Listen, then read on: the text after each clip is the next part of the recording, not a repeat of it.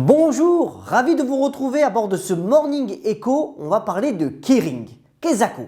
Kering, en fait, c'est le nouveau nom du groupe PPR qui était avant cela encore Pinot Printemps Redoute.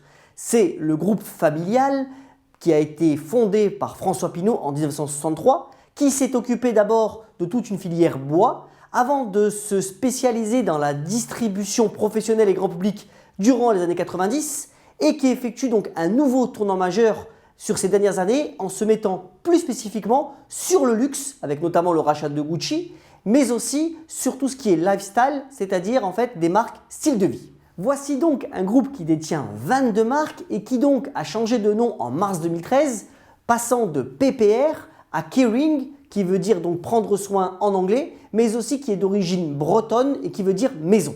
Le groupe s'est donc séparé complètement de son pôle distribution, il a notamment revendu la Redoute à ses dirigeants, il a mis la Fnac en bourse et il réalise aujourd'hui 9,7 milliards d'euros de chiffre d'affaires et il est présent dans 120 pays. Mais Kering aujourd'hui est confronté à un choix stratégique majeur. En effet, Gucci, le maroquinier italien, représente près de 67% de sa rentabilité opérationnelle et il est en perte de vitesse, notamment par rapport à des marques comme Michael Kors ou comme Longchamp.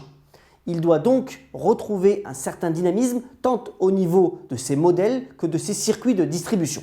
D'autres marques du groupe se comportent mieux, notamment Saint Laurent sous la houlette du styliste Hedi Slimane et ça pourrait donc donner des idées au management pour Gucci. De toute façon, Kering a l'intention de monter en gamme, notamment dans la bijouterie et la joaillerie, notamment avec le rachat validé ces derniers jours du joaillier Ulysse Nardin pour 650 millions d'euros. Pour la division Lifestyle, Puma a été complètement réorganisé et montre les premiers fruits de sa restructuration.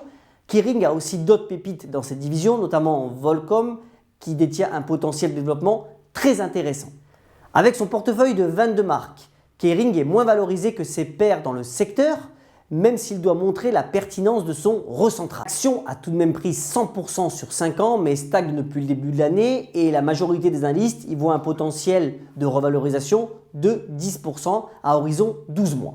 Avec comme symbole le hibou, Kering veut aussi démontrer qu'il a une vision à long terme et qu'il est pour le développement durable. Il vient de signer d'ailleurs un accord avec le Festival de Cannes pour 5 ans afin d'augmenter sa visibilité. C'est donc un groupe à suivre, une des pépites de notre industrie du luxe. En vous souhaitant une excellente journée et une très bonne semaine, je voudrais reprendre ce propos de Sir Charlie Chaplin qui disait « Une journée sans rire est une journée perdue ». À bientôt pour Morning Echo.